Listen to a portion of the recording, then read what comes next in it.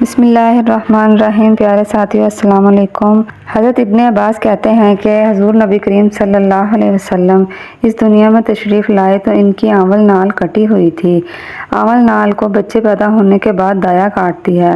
آپ ختنہ شدہ پیدا ہوئے۔ عبدالمطلب یہ دیکھ کر بے حد حیران اور خوش بھی ہوئے۔ وہ کہا کرتے تھے میرا بیٹا نرالی شان کا ہوگا۔ آپ کی پیدائش سے پہلے مکہ کے لوگ خشک سالی اور قحط کا شکار تھے، لیکن جو ہی آپ کی دنیا میں تشریف لانے کا وقت قریب آیا، بارشیں شروع ہو گئیں، خشک سالی دور ہو گئی، درخت ہرے بھرے ہو گئے اور پھلوں سے لد گئے، زمین پر سبزہ ہی سبزہ نظر آنے لگا۔ پیدائش کے وقت آپ اپنے ہاتھوں پر جھکے ہوئے تھے، سر آسمان کی طرف تھا۔ ایک روایت کے الفاظ یہ ہیں کہ گھٹنوں کے بل جھکے ہوئے تھے، مطلب یہ کہ سجدے کی سی حالت میں تھے۔ آپ کی مٹھی بند تھی اور شہادت کی انگلی اٹھی ہوئی تھی، جیسا کہ ہم نماز میں اٹھاتے ہیں۔ حضور انور صلی اللہ علیہ وسلم فرماتے ہیں جب میری والدہ نے مجھے جنم دیا تو ان سے ایک نور نکلا، اس نور سے شام کے محلات جگمگا اٹھے۔ آپ صلی اللہ علیہ وسلم کی والدہ سیدہ آمنہ فرماتی ہیں محمد صلی اللہ علیہ وسلم کی پیدائش کے وقت ظاہر ہونے والے نور کی روشنی میں مجھے بصرہ میں چلنے والے اونٹوں کی گردنیں تک نظر آئیں۔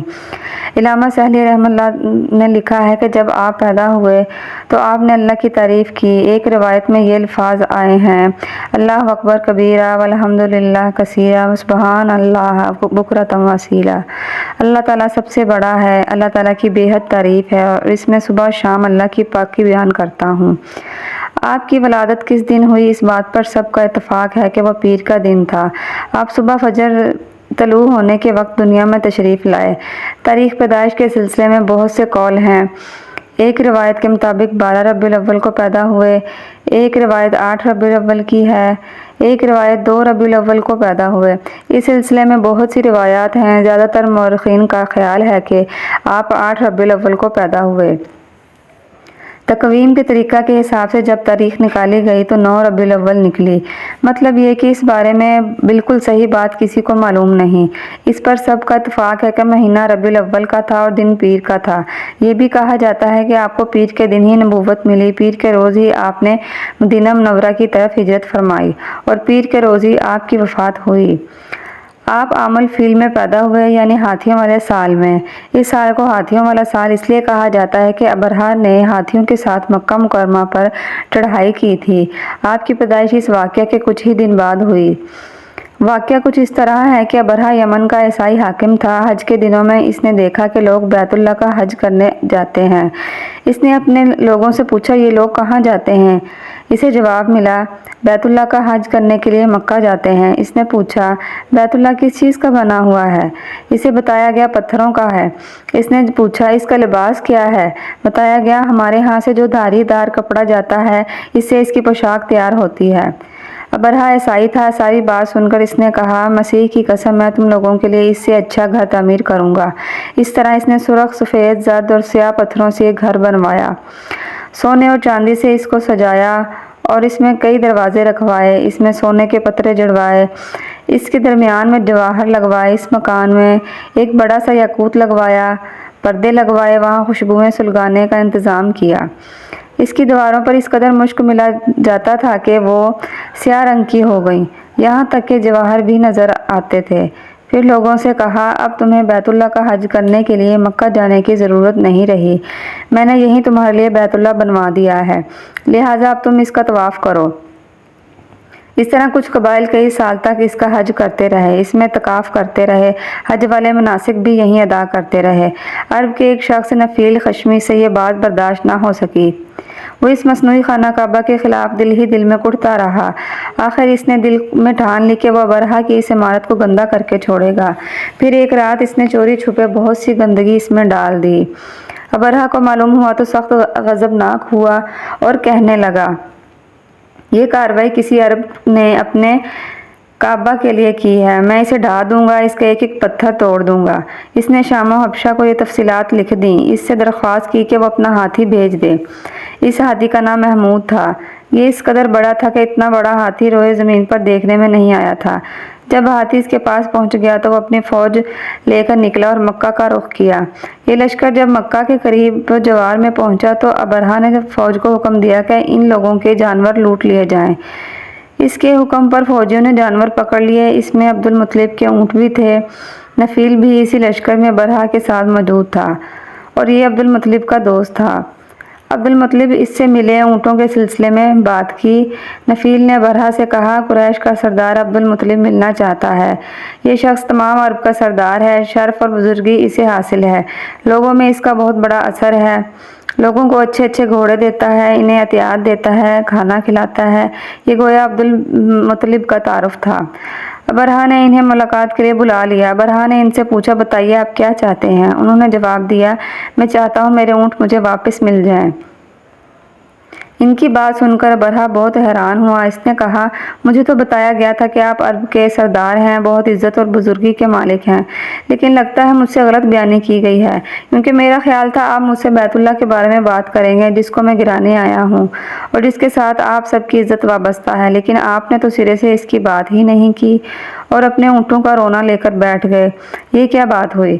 اس کی بات سن کر عبد المطلب بولے، آپ میرے اونٹ مجھے واپس دے دیں، بیت اللہ کے ساتھ جو چاہیں کریں، اس لیے کہ اس گھر کا ایک پروردگار ہے، وہ خود ہی اس کی حفاظت کرے گا، مجھے اس کے لیے فکر مند ہونے کی ضرورت نہیں۔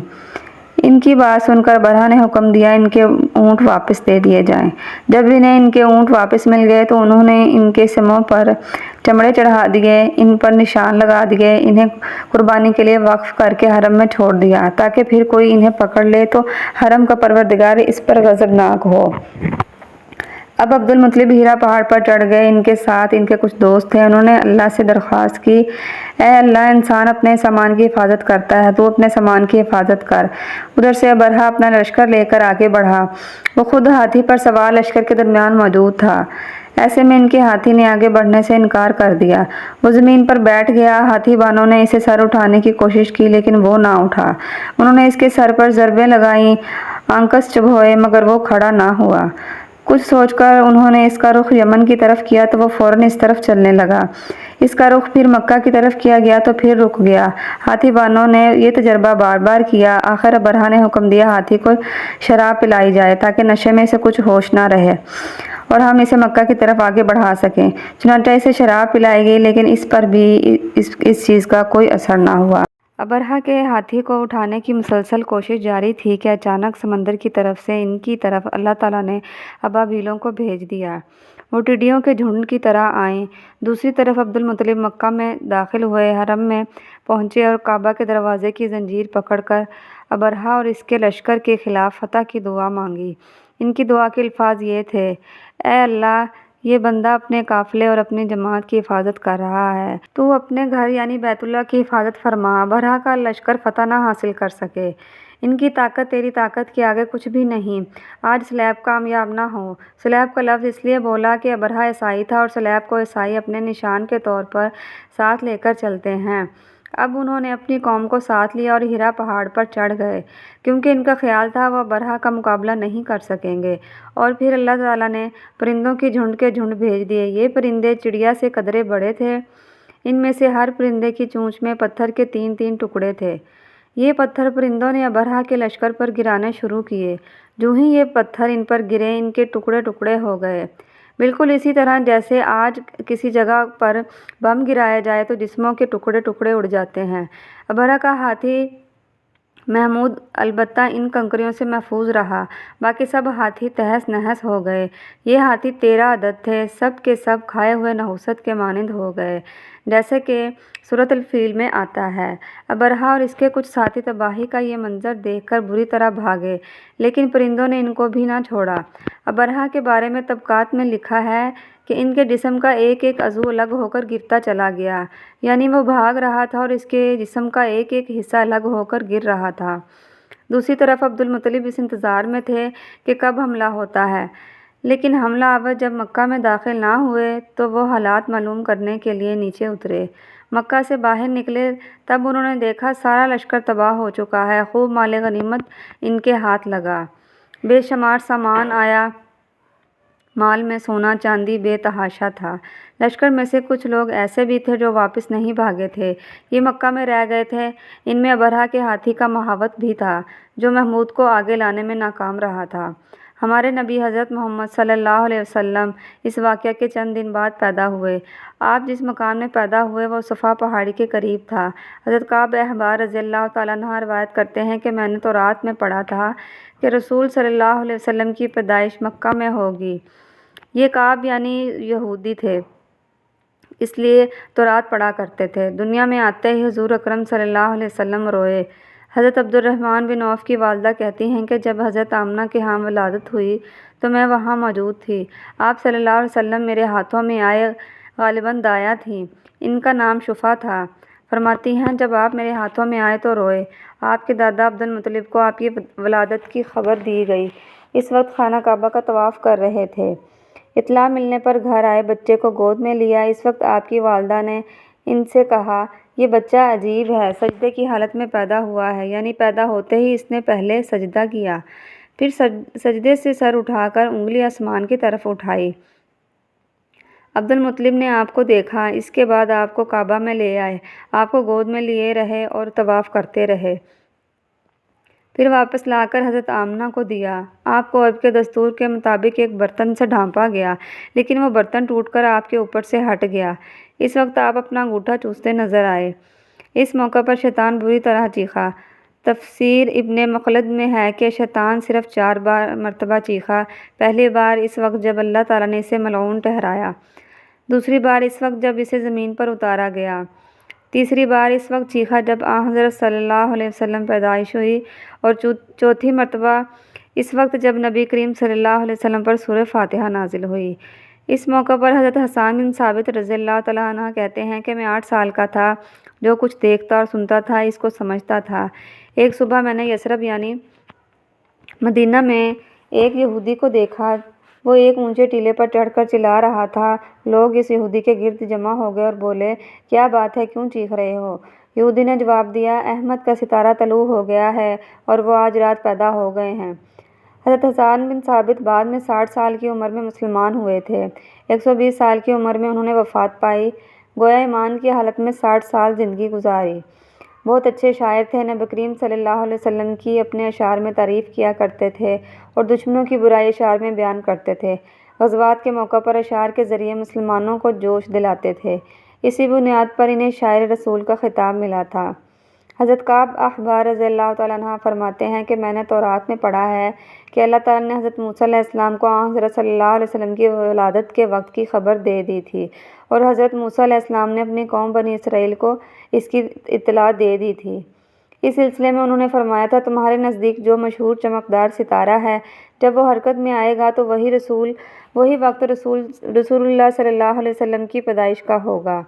یہ خبر بنی اسرائیل کے علماء ایک دوسرے کو دیتے چلے آئے تھے، اور اسی طرح بنی اسرائیل کو بھی حضرت صلی اللہ علیہ وسلم کی ولادت کا وقت یعنی اس کی علامت معلوم تھی۔ حضرت عائشہ رضی اللہ تعالیٰ عنہا سے روایت ہے کہ ایک یہودی عالم مکہ میں رہتا تھا۔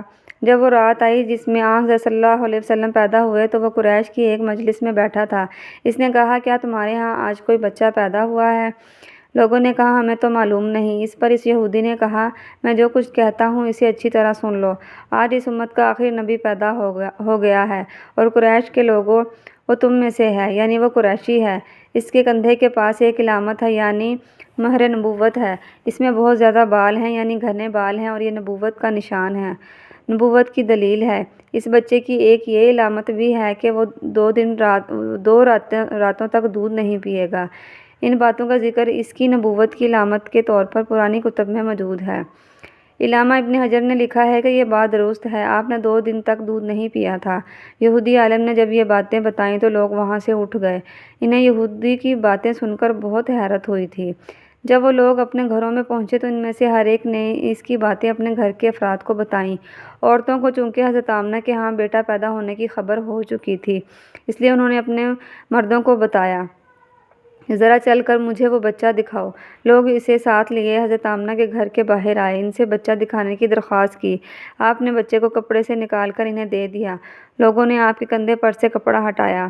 یہودی کی نظر جوں ہی مہر نبوت پر پڑی وہ فوراً بے ہوش ہو کر گر پڑا۔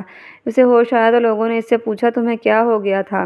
جواب میں اس نے کہا میں اس غم سے بے ہوش ہو گیا تھا کہ میری قوم میں سے نبوت ختم ہو گئی، اور اے قریشیو اللہ کی قسم یہ بچہ تم پر زبردست غلبہ حاصل کرے گا اور اس کی شہرت مشرق سے مغرب تک پھیل جائے گی۔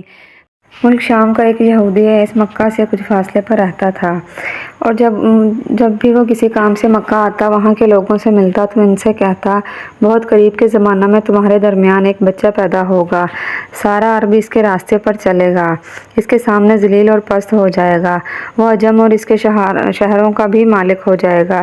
یہی اس کا زمانہ ہے۔ جو اس کی نبوت کے زمانے کو پائے گا اور اس کی پیروی کرے گا، وہ اپنے مقصد میں کامیاب ہوگا۔ جس خیر اور بھلائی کی وہ امید کرتا ہے، وہ اس کو حاصل ہوگی، اور جو شخص اس کی نبوت کا زمانہ پائے گا مگر اس کی مخالفت کرے گا، وہ اپنے مقصد میں اور آرزوؤں میں ناکام ہوگا۔ مکہ معظمہ میں جو بھی بچہ پیدا ہوتا، وہ یہودی اس بچے کے بارے میں تحقیق کرتا اور کہتا، ابھی وہ بچہ پیدا نہیں ہوا۔ آخر جب نبی کریم صلی اللہ علیہ وسلم اس دنیا میں تشریف لائے تو عبد المطلب اپنے گھر سے نکل کر اس یہودی کے پاس پہنچے۔ اس کی عبادت گاہ کے دروازے پر پہنچ کر انہوں نے آواز دی۔ اس نے پوچھا، کون ہے؟ انہوں نے اپنا نام بتایا، پھر اس سے پوچھا، تم اس بچے کے بارے میں کیا کہتے ہو؟ اس نے انہیں دیکھا، پھر بولا، ہاں تم ہی اس کے باپ ہو سکتے ہو، بے شک وہ بچہ پیدا ہو گیا ہے جس کے بارے میں نے تم لوگوں سے کہا کرتا تھا۔ وہ ستارہ آج طلوع ہو گیا ہے جو اس بچے کی پیدائش کی علامت ہے، اور اس کی علامت یہ ہے کہ اس وقت اس بچے کو درد ہو رہا ہے۔ یہ تکلیف اسے 3 دن تک رہے گی اور اس کے بعد یہ ٹھیک ہو جائے گا۔ راہب نے جو یہ کہا تھا کہ بچہ 3 دن تک تکلیف میں رہے گا، تو اس کی تفصیل یہ ہے کہ آپ نے 3 دن تک دودھ نہیں پیا تھا، اور یہودی نے جو یہ کہا تھا کہ ہاں آپ ہی اس کے باپ ہو سکتے ہیں، اس سے یہ مراد ہے کہ عربوں میں دادا کو بھی باپ کہہ دیا جاتا ہے۔ نبی کریم صلی اللہ علیہ وسلم نے ایک بار خود فرمایا تھا، میں عبد المطلب کا بیٹا ہوں۔ یہودی نے عبد المطلب سے یہ بھی کہا تھا، اس بارے میں اپنی زبان بند رکھیں، یعنی کسی کو کچھ نہ بتائیں، ورنہ لوگ اس بچے سے زبردست حسد کریں گے، اتنا حسد کریں گے کہ آج تک کسی نے نہیں کیا، اور اس کی اس قدر سخت مخالفت ہوگی کہ دنیا میں کسی اور کی اتنی مخالفت نہیں ہوئی۔ پوتے کے متعلق یہ باتیں سن کر عبد المطلب نے ایس سے پوچھا، اس بچے کی عمر کتنی ہوگی؟ یہودی نے اس سوال کے جواب میں کہا، اگر اس بچے کی عمر طبیعی ہوئی تو بھی 70 سال تک نہیں ہوگی، بلکہ اس سے پہلے 61 یا 63 سال کی عمر میں وفات ہو جائے گی، اور اس کی امت کی اوسط عمر بھی اتنی ہوگی۔ اس کی پیدائش کے وقت دنیا کے بت ٹوٹ کر گر جائیں گے۔ یہ ساری علامات اس یہودی نے گزشتہ انبیاء کی پیش گوئیوں سے معلوم کی تھیں، اور سب بالکل سچ ثابت ہوا۔ قریش کے کچھ لوگ عمرو بن نفیل اور عبداللہ بن حجش وغیرہ ایک بت کے پاس جایا کرتے تھے۔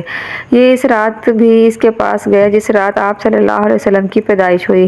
انہوں نے دیکھا وہ بت اوندھے منہ گرا پڑا ہے۔ ان لوگوں کو یہ بات بری لگی، انہوں نے اس کو اٹھایا، سیدھا کر دیا، مگر وہ پھر گر گیا۔ انہوں نے پھر اس کو سیدھا کیا، وہ پھر الٹا ہو گئی۔ ان لوگوں کو بہت حیرت ہوئی، یہ بات بہت عجیب لگی۔ تب اس بت سے آواز نکلی، یہ ایک ایسے بچے کی پیدائش کی خبر ہے جس کے نور سے مشرق اور مغرب میں زمین کے تمام گوشے منور ہو گئے ہیں۔ بت سے نکلنے والی آواز نے انہیں اور زیادہ حیرت زدہ کر دیا۔ اس کے علاوہ ایک واقعہ یہ پیش آیا کہ ایران کے شہنشاہ کسریٰ نوشیروان کا محل ہلنے لگا اور اس میں شگاف پڑ گئے۔ نوشیروان کا یہ محل نہایت مضبوط تھا، بڑے بڑے پتھروں اور چونے سے تعمیر کیا گیا تھا۔ اس واقعے سے پوری سلطنت میں دہشت پھیل گئی۔ شگاف پڑنے سے خوفناک آواز بھی نکلی تھی۔ محل کے 14 کنگرے ٹوٹ کر نیچے آ گرے تھے۔ آپ کی پیدائش پر ایک واقعہ یہ پیش آیا کہ فارس کے تمام آتش کدوں کی وہ آگ بجھ گئی جس کی وہ لوگ پوجا کرتے تھے اور اس کو بجھنے نہیں دیتے تھے، لیکن اس رات میں ایک ہی وقت میں تمام کے تمام آتش کدوں کی آگ آنن فانن بجھ گئی۔ آگ کے پوجنے والوں میں رونا پیٹنا مچ گیا۔ کسریٰ کو یہ تمام اطلاعات ملی تو اس نے ایک کاہن کو بلایا۔ اس نے اپنے محل میں شگاف پڑنے اور آتش کدوں کی آگ بجھنے کے واقعات اسے سنا کر پوچھا، آخر ایسا کیوں ہو رہا ہے؟ وہ کاہن خود تو جواب نہ دے سکا، تاہم اس نے کہا، ان سوالات کے جوابات میرا ماموں دے سکتا ہے، اس کا نام ستی ہے۔ نوشیروان نے کہا، ٹھیک ہے، تم جا کر ان سوالات کے جوابات لاؤ۔ وہ گیا، ستی سے ملا، اسے یہ واقعات سنائے۔ اس نے سن کر کہا، ایک عصا والے نبی ظاہر ہوں گے جو عرب اور شام پر چھا جائیں گے، اور جو کچھ ہونے والا ہے ہو کر رہے گا۔ اس نے یہ جواب کسریٰ کو بتایا۔ اس وقت تک کسریٰ نے دوسرے کاہنوں سے بھی معلومات حاصل کر لی تھی، چنانچہ یہ سن کر اس نے کہا، تب پھر ابھی وہ وقت آنے میں دیر ہے، یعنی ان کا غلبہ میرے بعد ہوگا۔ پیدائش کے 7ویں دن عبد المطلب نے آپ کا عقیقہ کیا اور نام محمد رکھا۔ عربوں میں اس سے پہلے یہ نام کسی کا نہیں رکھا گیا تھا۔ قریش کو یہ نام عجیب سا لگا، چنانچہ کچھ لوگوں نے عبد المطلب سے کہا، اے عبد المطلب، کیا وجہ ہے کہ تم نے اس بچے کا نام اس کے باپ دادا کے نام پر نہیں رکھا بلکہ محمد رکھا ہے، اور یہ نام نہ تمہارے باپ دادا میں سے کسی کا ہے نہ تمہاری قوم میں سے کسی کا ہے؟ عبد المطلب نے انہیں جواب دیا، میری تمنا ہے کہ آسمانوں میں اللہ تعالیٰ اس بچے کی تعریف فرمائیں اور زمین پر لوگ اس کی تعریف کریں۔ محمد کے معنی ہیں جس کی بہت زیادہ تعریف کی جائے۔ اسی طرح والدہ کی طرف سے آپ کا نام احمد رکھا گیا۔ احمد نام بھی اس سے پہلے کسی کا نہیں رکھا گیا تھا۔ مطلب یہ تھا کہ ان دونوں ناموں کی اللہ تعالیٰ نے حفاظت کی اور کوئی بھی یہ نام نہ رکھ سکا۔ احمد کا مطلب ہے سب سے زیادہ تعریف کرنے والا۔ علامہ سہیلی نے لکھا ہے کہ آپ احمد پہلے ہیں اور محمد بعد میں، یعنی آپ کی تعریف دونوں نے بعد میں کی۔ اس سے پہلے آپ کی شان یہ ہے کہ آپ اللہ تعالیٰ کی سب سے زیادہ حمد و ثنا کرنے والے ہیں۔ پرانی کتابوں میں آپ کا نام احمد ذکر کیا گیا ہے۔ اپنی والدہ کے بعد آپ نے سب سے پہلے صوبیہ کا دودھ پیا۔ صوبیہ نبی کریم صلی اللہ علیہ وسلم کے چچا ابو لہب کی باندی تھیں۔ ان کو ابو لہب نے آپ کی پیدائش کی خوشی میں آزاد کر دیا تھا۔ صوبیہ نے آپ کو چند دن تک دودھ پلایا۔ انہی دنوں صوبیہ کے ہاں اپنا بیٹا پیدا ہوا تھا۔ آپ کی والدہ نے آپ کو صرف 9 دن تک دودھ پلایا۔ ان کے بعد صوبیہ نے پلایا۔ پھر دودھ پلانے کی باری حضرت حلیمہ سعدیہ کی آئی۔ حضرت حلیمہ سعدیہ اپنی بستی سے روانہ ہوئیں۔ ان کے ساتھ ان کا دودھ پیتا بچہ اور شوہر بھی تھے۔ حضرت حلیمہ سعدیہ دوسری عورتوں کے بعد مکہ میں داخل ہوئیں۔ ان کا خچر بہت کمزور اور مریل تھا۔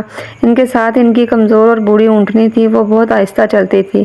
ان کی وجہ سے حلیمہ رضی اللہ تعالیٰ عنہا قافلے سے بہت پیچھے رہ جاتی تھی۔ اس وقت بھی ایسا ہی ہوا، وہ سب سے آخر میں مکہ میں داخل ہوئیں۔